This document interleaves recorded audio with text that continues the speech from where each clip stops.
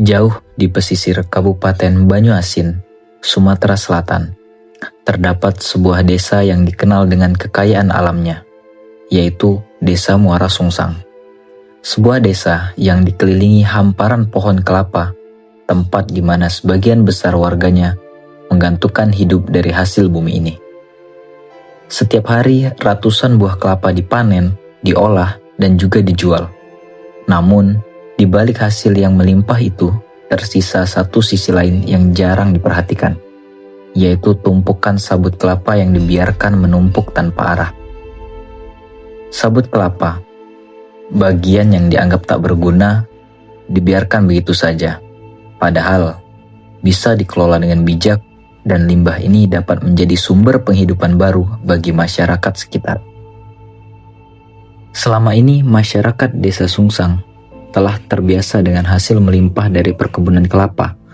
Namun, kurangnya pengetahuan dan keterampilan dalam mengelola limbah membuat potensi besar itu tak tergarap dengan maksimal. Bayangkan, dari 65 juta butir kelapa yang dihasilkan setiap tahun, sebagian besar sabutnya hanya menjadi limbah. Padahal, di balik serabut kasar itu, tersimpan peluang ekonomi yang mampu mengubah kehidupan banyak keluarga. Lalu muncul sebuah pertanyaan, mungkinkah limbah sabut kelapa ini diubah menjadi sesuatu yang bernilai? Atau bahkan membawa perubahan nyata bagi desa?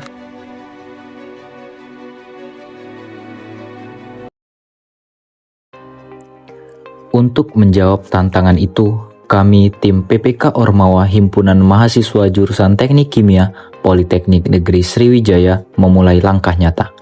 Sebuah perjalanan pengabdian dimulai dari kampus menuju Desa Muara Sungsang.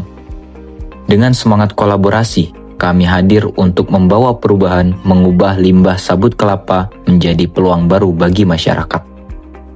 Langkah pertama, kami mulai dengan survei lokasi. Kami menelusuri potensi, mengamati kondisi lapangan, dan berdialog secara langsung dengan masyarakat untuk memahami tantangan yang mereka hadapi. Dari survei ini, kami mendapatkan gambaran nyata melimpahnya sabut kelapa yang belum termanfaatkan, sekaligus semangat masyarakat untuk belajar dan berubah. Langkah berikutnya adalah kami melakukan sosialisasi dan juga edukasi. Melalui kegiatan ini, kami memperkenalkan konsep pengolahan sabut kelapa menjadi cocoa fiberboard. Tujuan kami sederhana, menumbuhkan kesadaran bahwa sabut kelapa bukan sampah, tetapi sumber daya yang bernilai yang dapat dikelola bersama untuk meningkatkan kesejahteraan masyarakat. Setelah masyarakat memahami konsepnya, kami mulai membuat dan memperkenalkan alat pengurai sabut kelapa. Alat ini dirancang secara sederhana, efisien, dan juga mudah digunakan oleh masyarakat. Mesin pengurai ini menjadi tonggak awal perubahan, membuka peluang agar masyarakat bisa memproduksi bahan dasar secara mandiri.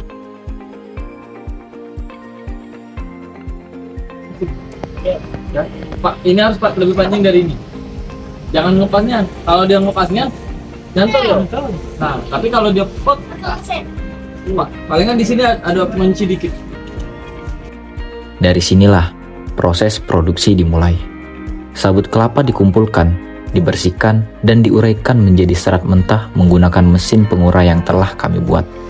Hasilnya, serat kelapa berkualitas yang siap digunakan sebagai bahan utama pembuatan cocoa fiberboard.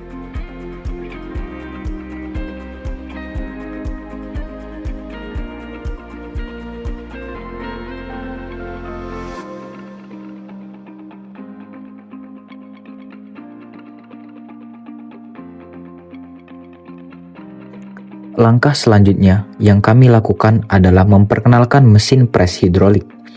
Mesin ini memiliki peran penting untuk memadatkan serat menjadi lembaran padat yang kuat dan serbaguna. Dengan alat ini, masyarakat dapat belajar teknologi sederhana untuk menghasilkan produk yang bernilai jual tinggi. Cuma tidak prepel.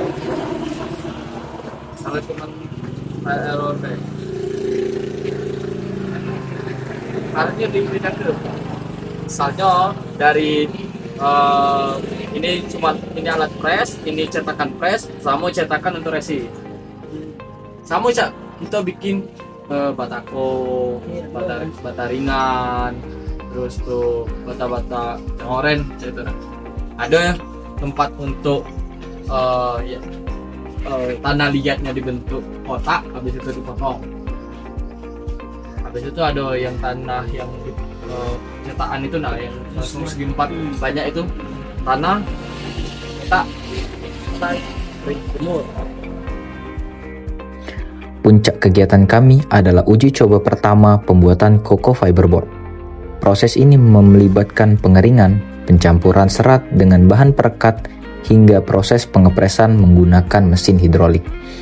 Meski menjadi tahap awal, hasil uji coba ini menjadi bukti nyata bahwa inovasi sederhana dapat membawa dampak besar bagi masyarakat. Dari limbah sabut kelapa, kini lahirlah coco fiberboard, simbol kolaborasi antara ilmu pengetahuan dan juga pemberdayaan masyarakat.